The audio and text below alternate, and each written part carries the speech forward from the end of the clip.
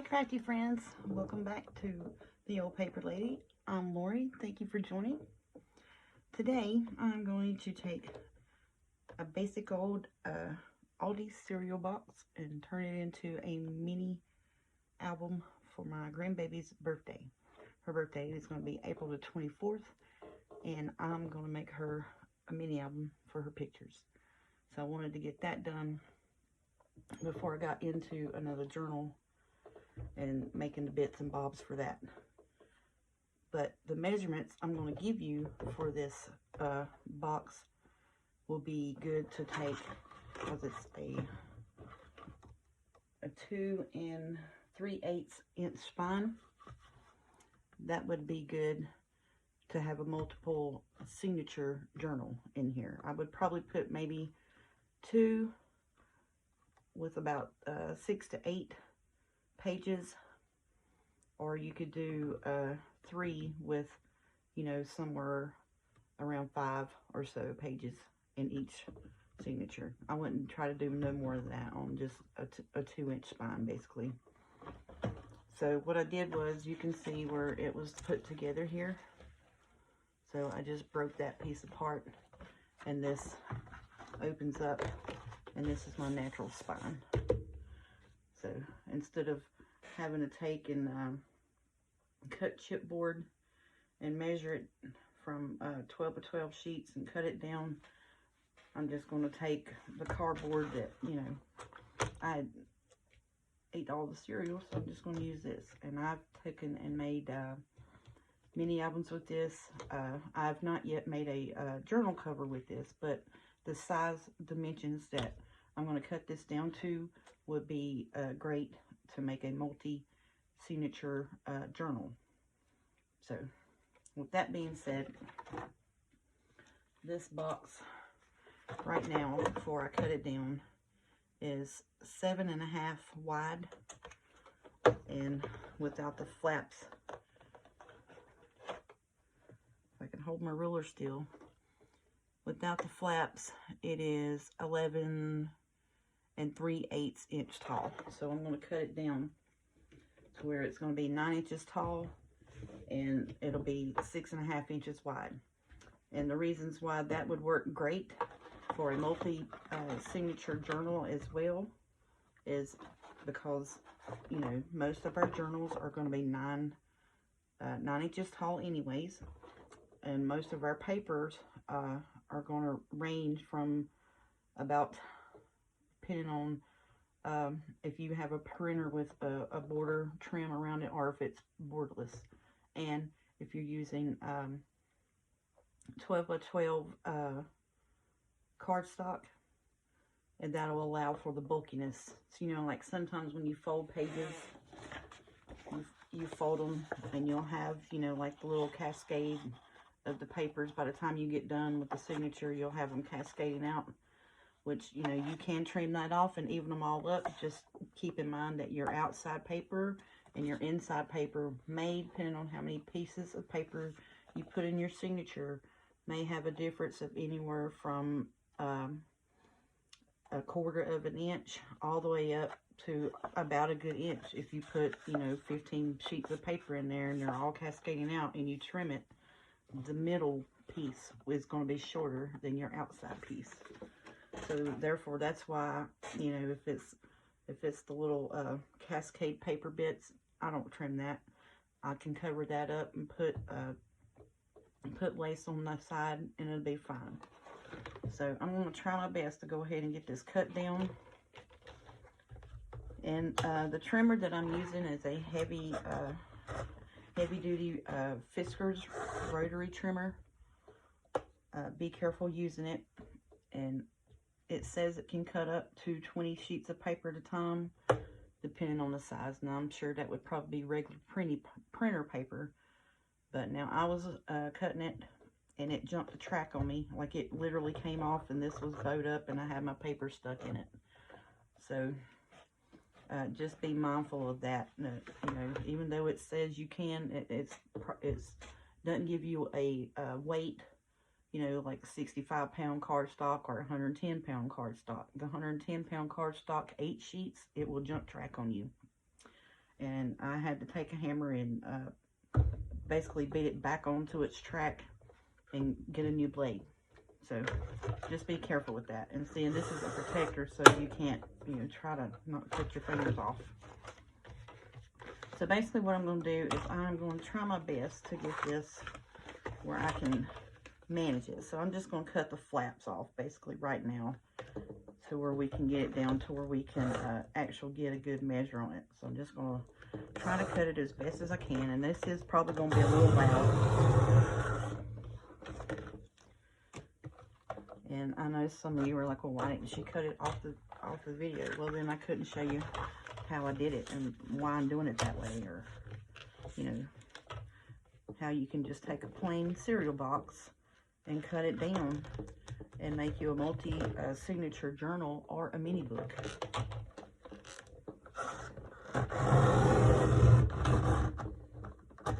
I'm trying to do that a little slow so it won't be so loud. Alrighty, so now I've got those flaps cut off.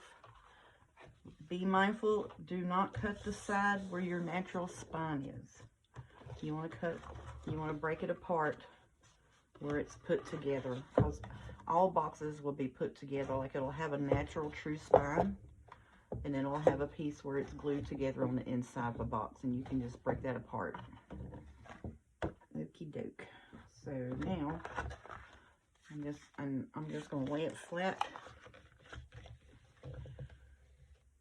I can't do that either. No, I need to lay it flat and cut the height. Sorry, guys.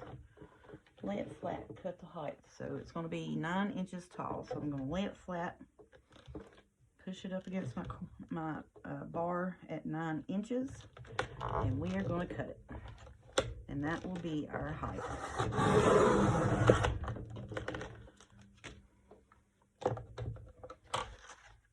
Okay, so then I'm going to take, and I'm going to cut this flap off.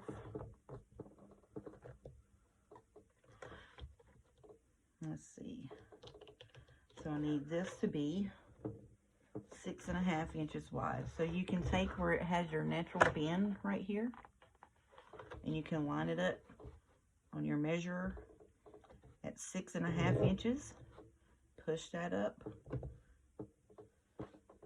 Hold that straight up against your bar, and go ahead and cut the front flap. And then I'm going to pull the ruler back out.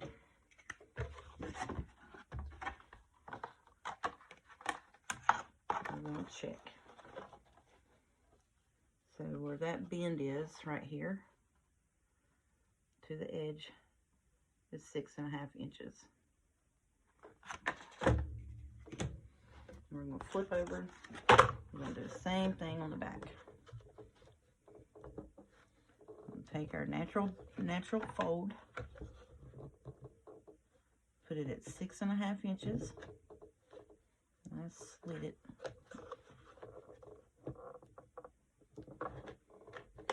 Oh, well, it will probably help if I have my flap up so I could cut it, wouldn't it?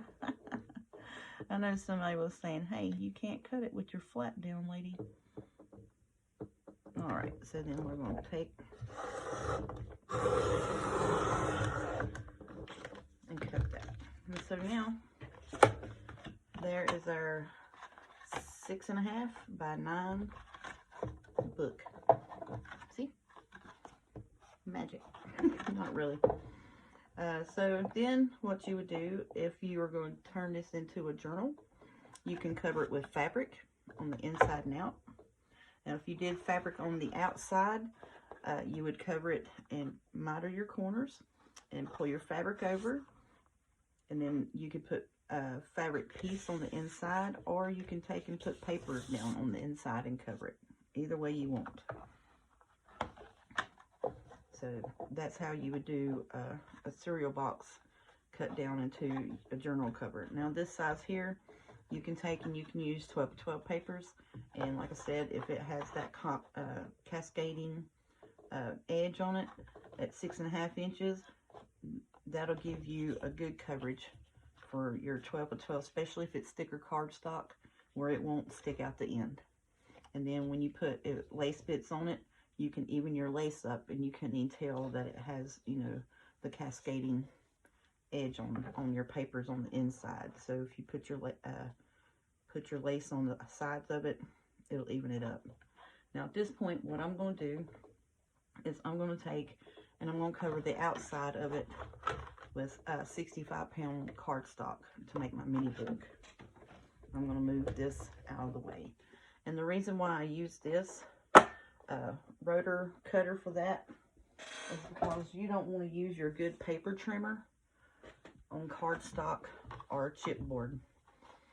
Or not cardstock, cardboard or chipboard.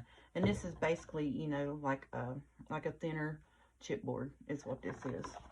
So I keep that rotor trimmer just for cutting down chipboard. All right, so I may need to bring it back up here because this is not looking quite square to me.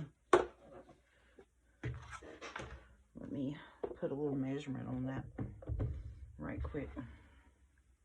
And it may just be where I've marked it on the inside, to be honest with you, because I was taking measurements and marking stuff and trying to get my measurements ahead before I come on and showed you what I was doing, just so I wouldn't make a fool of myself, to be honest with you. That's about all I was trying to do, was not make a fool of myself and give you the correct measurements. All right, so that was just a hair shy of 9.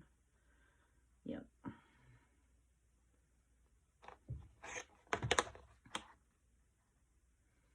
Okay, yep, 9 inches. And it would be 6 3/8. And 6 7/16 on the front. I'm not going to fuss about that too much, to be honest with you, because when I get done, it's going to be together and I'll have my pages covered.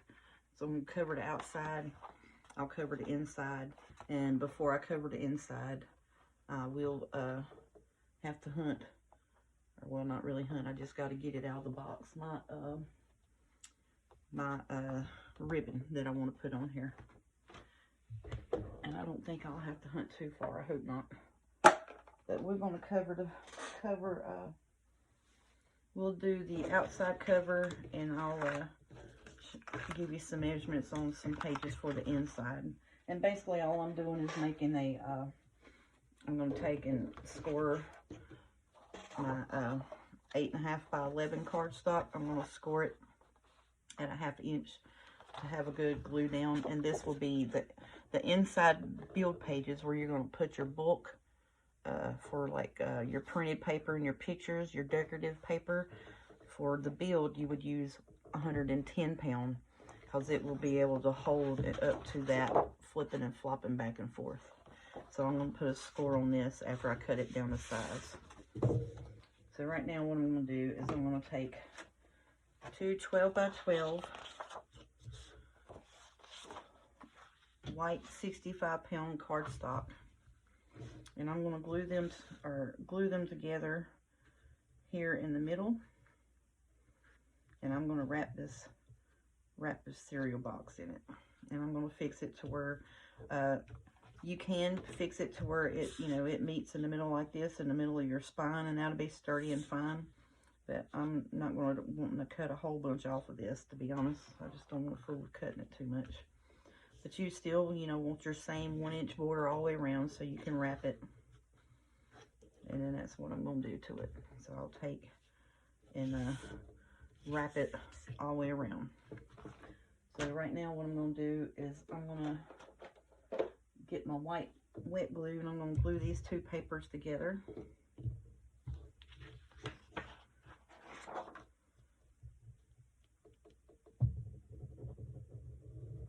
And I probably should have used it double-sided tape, to be honest with you, because if you use double-sided tape instead of glue on this, it'll hold, and you won't have to allow for drying time. That's the only reason I would really prefer to use double-sided tape, to be honest with you, is because it's not really going to hold per se any better than the wet glue would. It's just you don't have to wait for the double-sided tape to dry. That's the only thing. But with the with that said, the glue, you have some wiggle room. So you can put your glue down, making sure your top and bottom are lined up. And before you press it down good, make sure you've got a good inch allowance all the way around your way around your box.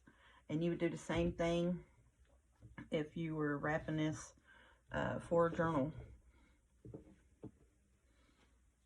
Always try to allow a good inch all the way around your borders, just so you can have coverage and have good mitered corners, if I can say it right.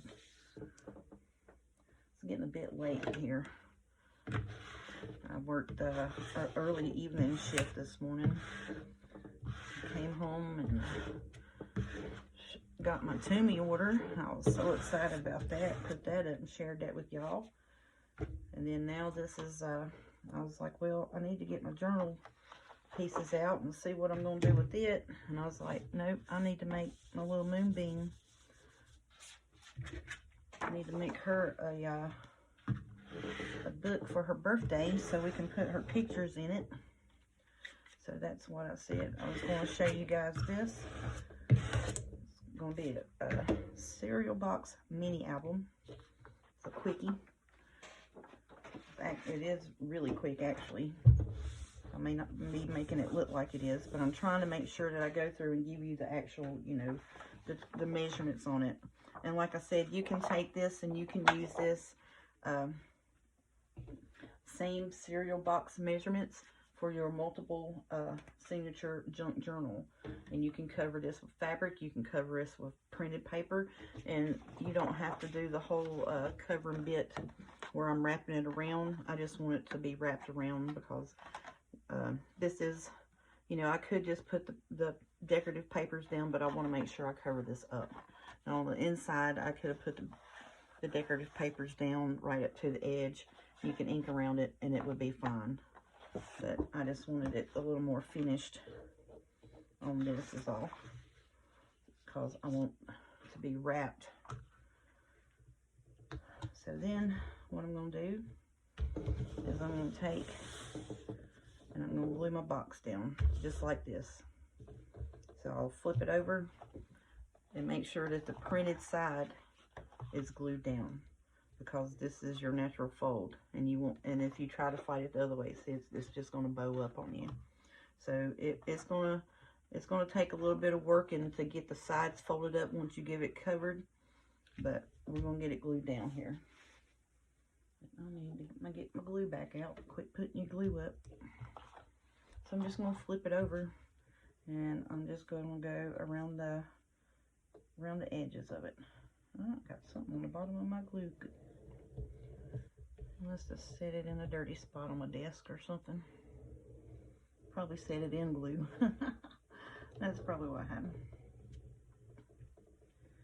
So we're going to cover this really, really good and put it down. And when you do this, you need to, like I said, you need to let it set for a little bit and let the glue dry. So while we're letting this glue dry and take hold on this book, like I said, you can take and you can put this down with your double-sided tape. And I use double-sided tape from the Dollar Tree. It works good. I haven't had any of my books fall apart on me. I mean, I'm just being honest with y'all. You know, I'm trying to give you hints and tricks and a little cheaper way to craft. But you know, you can do the what is it? The score tape or whatever. The double-sided tape. It's a good brand name. I've personally just, you know, I just use basically what I can afford, to be honest with you, and it works fine for me. You know what I'm saying? So I'm just gonna put that down, and I'm gonna flip it over. I'm gonna take my glue spreader, and I'm gonna spread that glue, make sure it comes in good contact with that box. That's what I'm doing here. And the reason why I want to do 65 pound on the outside, for the cover part, it's because it's got a little more flexibility to it. If you use 110 pound, and we're going to have to basically re-break the spine on this because it's doubled up and we've got it glued down flat. We'll have to work it and, you know, smooth out the fibers of the paper to get it to re-break the spine. That's basically what we're doing. So the 65 pound is going to give you the coverage that you want with the flexibility to re-break the spine on this box. So that way when you get to working and you want to flip it back over. And we're going to let that sit here for just a minute over to the side, and I'm going to let that dry. Now it may, you know, try to bow up on you because, like I said, it's got that natural spine in it. So I'm just going to set it to the side, wipe my glue up, and then I'm going to cut my papers for my inside pages. And this is, you know, I just sat here for about an hour before I got ready to shoot the video, did my measurements, came up with, you know, what papers I wanted in it and such. So my inside pages is going to be 110 pound white cardstock. I'm going to get my favorite trimmer and score board from We Are Memory Keepers, who are now We Are Makers. And I just put a new blade in it. Alright, so my inside papers are going to need to be 8 3/4 inches tall. 8 3/4 inches tall. So we're going to go ahead and we're going to cut that. And then it will need to be 6 1/4 wide. Nope, nope, don't do it, don't cut it yet. 6 3/4 wide. And the reason why we're cutting it wider than the actual cover is because you're going to need to put a 1/2 inch score on it. So you'll cut it at 6 3/4, but you'll score it after you cut it at 6 1/4. So then you have the 1/2 inch to glue down in the spine.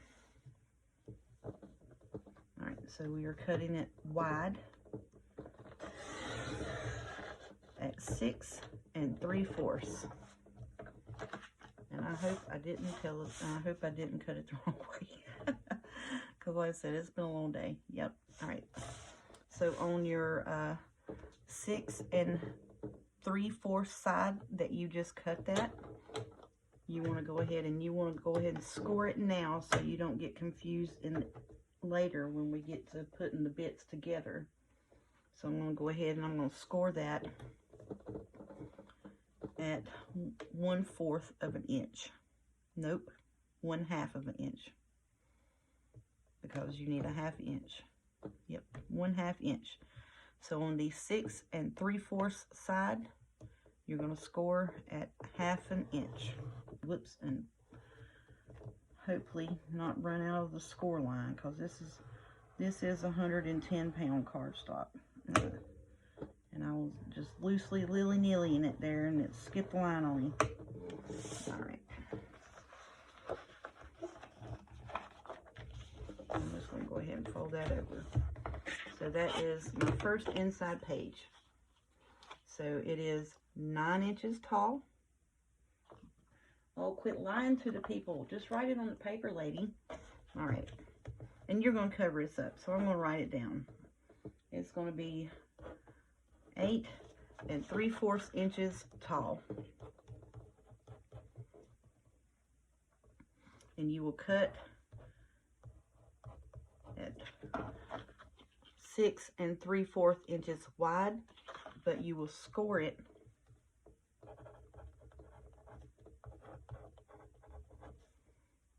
at 1/2 inch. Okay, can you see the measurements? I can't see in my camera. My lights are bright and it's on white paper. Sorry. All right, so then you have your 1/2 inch to glue down in the spine. So that's your page. That's what I'm doing that for. All right, so I got 4 more to do. So I'm gonna go ahead and cut those real quick.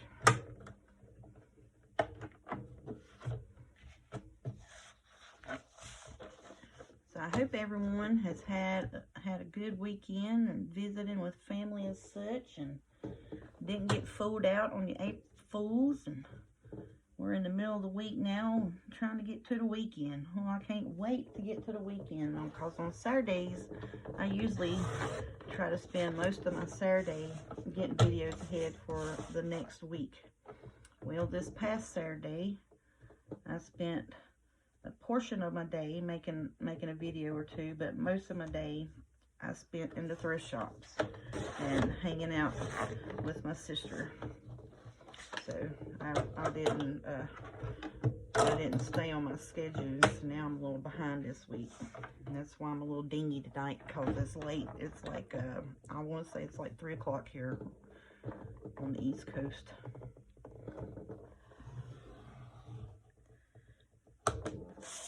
That's why I'm like, nope, do this. No, wait a minute, do that. So, and I want to tell you guys as well, anytime you watch anyone give measurements and watching a video, make sure you watch the video all the way through one time before you start getting your papers out and making any cuts on any paper. Because I have done that, and in making videos, like I said, I've took a quick glance at my notes, and I'm like, oh no, wait a minute, no, wait a minute. So yeah, so always watch your so-called tutorial video, or if it's labeled a tutorial, most of the time it's pretty much right, or they'll have the measurements up on the screen for you. But you'll want to watch those videos all the way through before you make any cuts on your paper. And like I said, that's why I'm like, I really don't want to be known as, a tutorial, but I am going to show you what I'm doing and tell you what measurements I'm putting it on, just in case, if you want to do it and, put your mini book together. Now I'm making, like I said, I'm covering it with birthday paper from a little moonbeam for her birthday. But now you can take and you can put what papers, or like I said, you can turn it into a multi-signature journal, because it's the same exact measurements. That's why I was like, well, wait a minute, if I sit here and I do this, and the biggest reason why I come up with this measurement is because I had a gorgeous birthday cake page that I wanted to put in the middle for like the centerfold. Well, I thought that page was a 12-12, and it came from my stash. Lord knows who and where and how long I've had that, but it was apparently from one of those paper stack things, but way back in the day it was supposed to be a 12 and 12. It is not 12 by 12. It was 11 and like 3/8 on one side and 11 and 7/16 on the other. It was not a 12 by 12. And you want me to tell you how I found that out? Well, I was like, well, this is a 12 by 12 page. I cut the first cut 6 inches.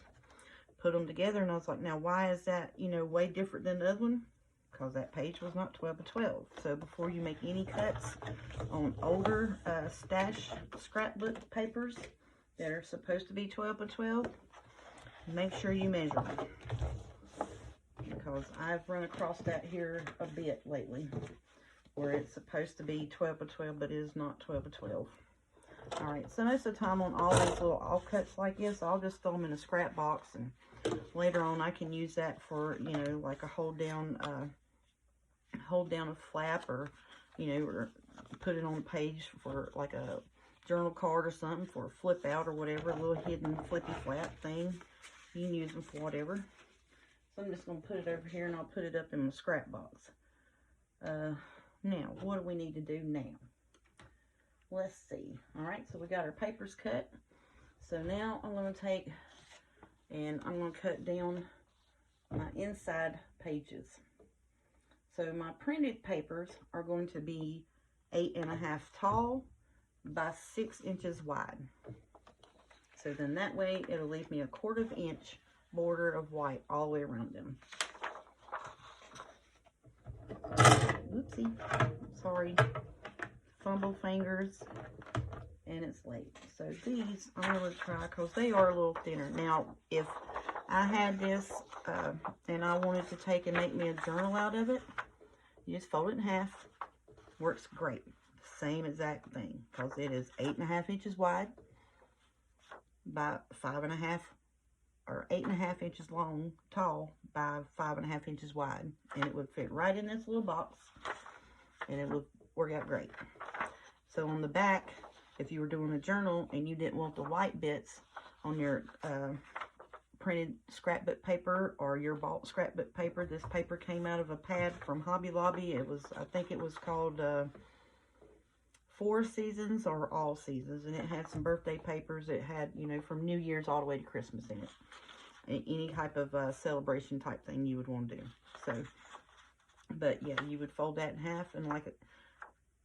And if you wanted to put cover up the whole white on the back, you could go on Etsy, and they have a number of solid kit backgrounds where it is the same color, and then they have some that are water color backgrounds. It's like a variation of like a pink, or you know, like this. It'll be a solid color, but it's watercolor. Does that make sense? So it'll be some light spots and dark spots. But I've got both. But so I would take this and I would run it through my printer, and whether I had it borderless or it had, you know, the little white border all the way around it, and I'd run it through my printer and I'd print me a matching background to it. Or if you get some tea dyed or coffee dyed backgrounds downloaded from Etsy, you could print that on the back of your white scrapbooking paper and use it right on, honey. You sure can. So that's what I did in that rose journal that we just did. Let's see. She likes pink, so I'm going to cut the blue off the top, I do believe. And it's not going to be much. So I just want to cut the height of it down. Is that right? It needs to be 8.5 tall by 6 wide. Yep. 8.5 tall by 6 wide. All right, now quit talking about a journal and getting yourself confused, because when you fold this up, it would still be 8.5 tall. But yeah, so this is going to go flat down. But I was just giving you, you know, in case you wanted to take your scrapbooking paper and fold it and put it in there, what you could do with it.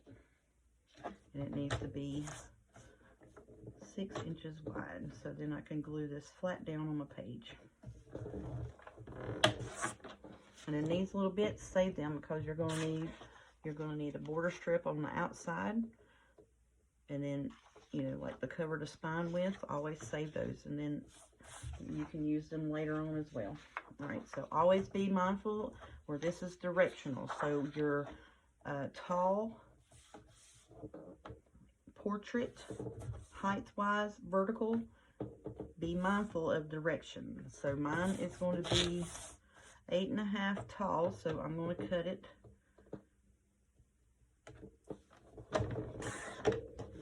And then I'm going to turn it to where it's going to be width-wise, needs to be 6 inches. So the only thing is it's a little trickier when you have directional papers for scrapbooking. You know, where and how you need to cut them. All right, so I'm going to try to put a couple of these pages together and try to get through this, and then I'm going to show you how to wrap up that there board. And the only reason I'm cutting these on video is because I need that board to dry a little bit before I start bending it up. That's the only reason I'm boring y'all to death with cutting this. And I'm trying to talk to you and give you some helpful hints. You know, like I said, if you want to take and get your, go through and pull your cereal out and put it in one of those plastic containers, and use that box for a journal. You can do that as well. Keeps the cardboard out of the landfill, which it'll break down over time, but not as quick as it would if you, and it wouldn't be as neat and pretty as if you made a journal. So here's that birthday page that I want to be like the centerfold in the middle of the book. And that was the bit that I cut at 6.5, and it was way shorter than the other side. So now they're like 5 7/8, I think, or 5 3/4, something like that. I can't remember.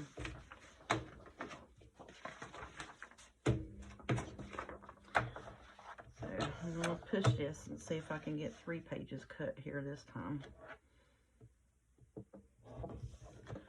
But yeah, so like if you're using, if you're going to do cardboard, or you can take and get chipboard. I got chipboard off Amazon. You can get it in 8.5 by 11, and you want to get like a fairly thin for if you want to use it as journal.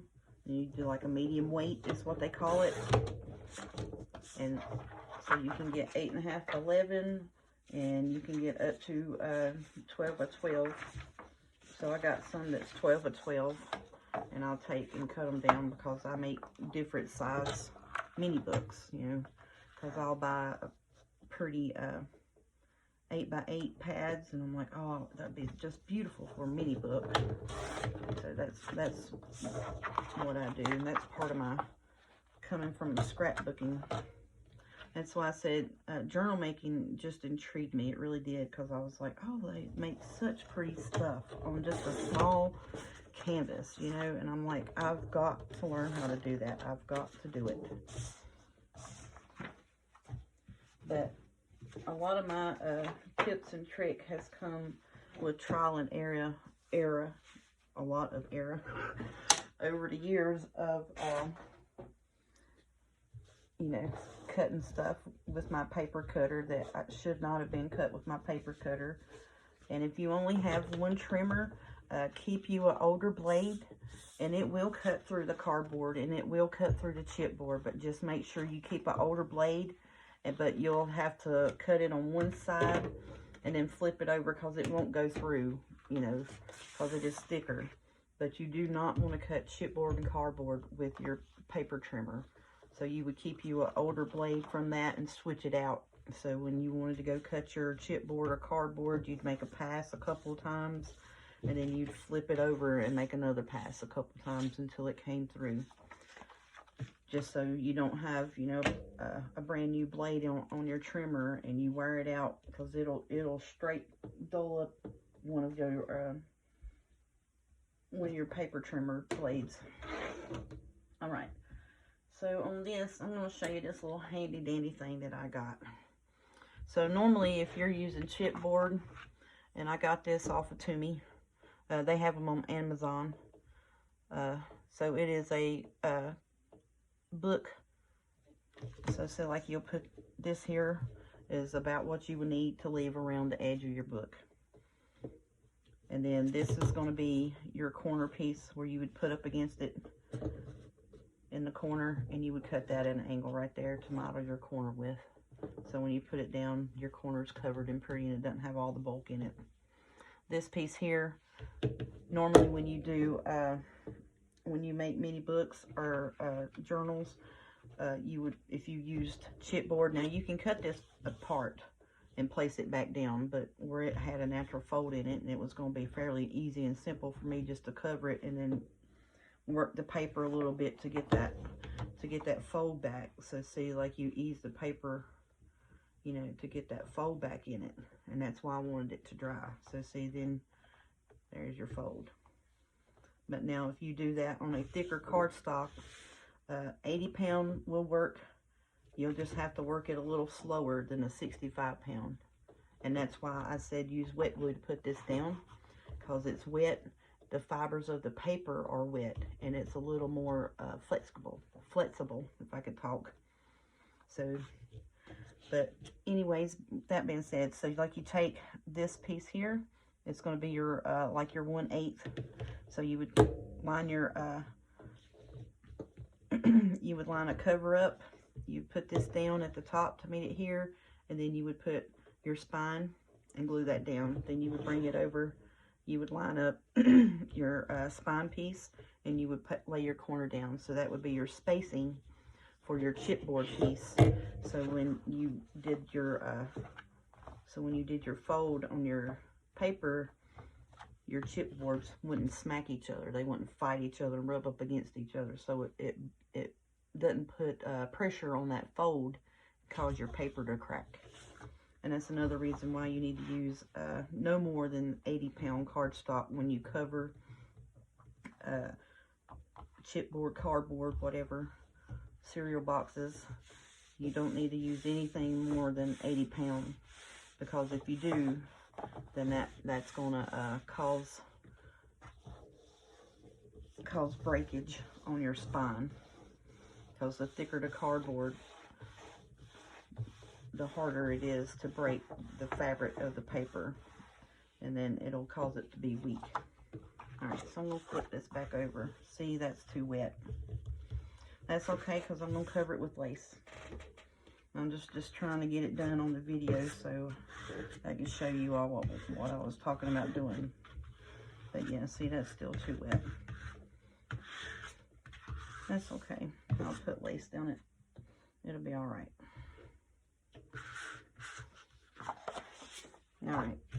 So now what I'm going to do is I'm going to take this little bit, and I don't remember what it was called. I just, I was on there searching for bookmaking tools, journal making tools, and this popped up. And they also have these on Etsy as well. There's several shops on Etsy have these, and they do like the 3D printer, and they'll have them. So I'm just going to take and put it down. You can put a line here and do it, but I'm just going to take my straight edge and cut it if I can. So I'm so afraid of messing up this mat, y'all. That's what my problem is. I'm just so afraid of messing this mat up. But, you know, like I said, it's a self-healing mat, and you're supposed to be able to cut on it. So I don't know why I'm so finicky over it. I think it's just because I bought that to put as my background for my filming videos, and I didn't want to mess it up. But we're crafters, you know what? We're going to use our stuff. So see, then you have your corner mitered. So you would take and you would flex these, you know, just work it a little bit to get it to come over. Now I'm going to take and I'm going to put double stick tape down. And then you would take and you would work this here and get it come over. But on this corner, you would take and pinch that down. You're going to take your corner and fold it down here, and then that would fold over just like that. But that's how you cover it. So that's how you do a covered in paper, scrapbook paper. Now you can take your pretty scrapbook paper and do the same thing, and you don't have to wrap it with plain white.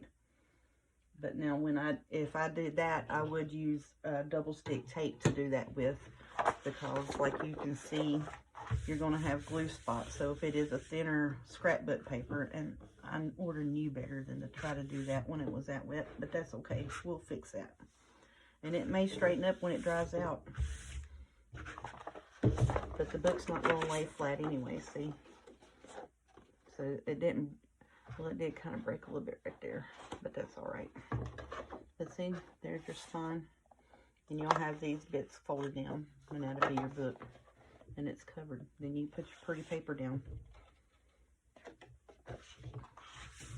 It's going to work out great. All right, I hope that was helpful. Like I said, I'm making a mini photo album is what I'm making, but now you can take this idea and you can cover it with paper and printable papers off the internet for Etsy. You can do your scrapbooking paper and cover it, and it would work out great. Now, like I said, you know, I always cover it with a background paper first, because that's so dark. And then if your spine does crack, You can put lace down it, or you can just cover it up with another piece of paper. Wrap it after you get your cover done. I would probably take and put, so I'm going to put happy birthday paper on the front of it. So what I'm probably going to do is take, if I can get the paper, so I'm going to put this down, and before I put that down, I would maybe take and run like a piece of blue or pink paper here. But see, I don't think that's not going to look bad. It just looks bad flat, laying flat, don't it? Yeah. It just looks bad laying flat. But now see, when you do this, you can also take and put you another colored paper background behind it. I may do that too, but I think I'm just going to do that. So once I get the outside glued down, before we glue the inside, I'll put my ribbon on, and I'll show you how to do that in tomorrow's video. I didn't want to keep you too long, just showing you, you know, cutting paper and this and that. But I wanted to show you how to do this part and show you how to miter your corner. And now you don't have to have this tool here. You do not have to have this tool. I just bought it because it helps me. So now what I would do, if I didn't have that little handy dandy tool, is I would take a pair of scissors and I would cut right to the corner like that and leave, you know, a good 1/8 of an inch away from that corner. And I would cut at an angle up to that corner till it meets, and that would be my mitered corner. So then when you fold it, you would fold this corner piece, pinch it here and fold it over like that. And that's a real good book corner. And it'll be glued down, it won't stick up like that. But that's how I would do it. All right, ladies and friends, guys and gals, I hope everyone's had a good evening. I hope you enjoyed this video. I hope it was somewhat helpful. And, you know, it falls in line with making covers, you know, for journals. But like I said, I'm going to turn this little thing into a birthday book for my grandbaby. Thanks so much for watching. Y'all have a good night. Enjoy your family. Enjoy your friends. And I hope you have a great day. Thanks, guys.